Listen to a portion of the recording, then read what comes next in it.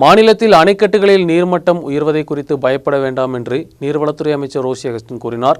மழை பாதிப்புகளை நேரிட அனைத்து தயாரெடுப்புகளும் செய்துள்ளதாகவும் மாவட்டத்தில் அனைத்து தாலுகாக்களிலும் 24 மணி நேரம் செயல்படும் കൺട്രോൾ റൂമുകൾ തിരക്കപ്പെട്ടുള്ളതാகவும் அமைச்சர் கூறினார். ഡെപ്യൂട്ടി കളക്ടേഴ്സിന് ചുമതല കൊടുത്തുകൊണ്ടുള്ള നടപടികൾ ഓരോ താലൂക്കിനും ചുമതല കൊടുത്തിട്ടുണ്ട്.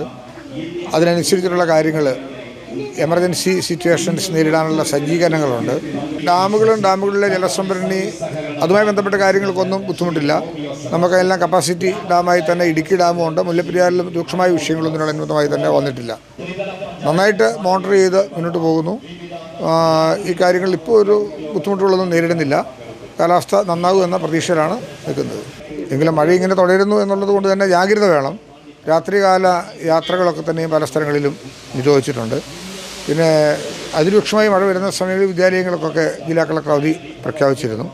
അപ്പോൾ നല്ല നിലയിൽ കരുതലോട് കൂടിയാണ് പോകുന്നത്. കൺട്രോൾ റൂമുകൾ 24 മണിക്കൂറും പ്രവർത്തിക്കുന്ന കൺട്രോൾ റൂമുകൾ താലൂക്കിലും കളക്ടറേറ്റിലും പ്രവർത്തിക്കുന്നുണ്ട്. അപ്പോൾ നല്ല നിലയിൽ അത് കോർഡിനേറ്റ് ചെയ്ത് മുന്നോട്ട് പോയിക്കൊണ്ടിരിക്കുക.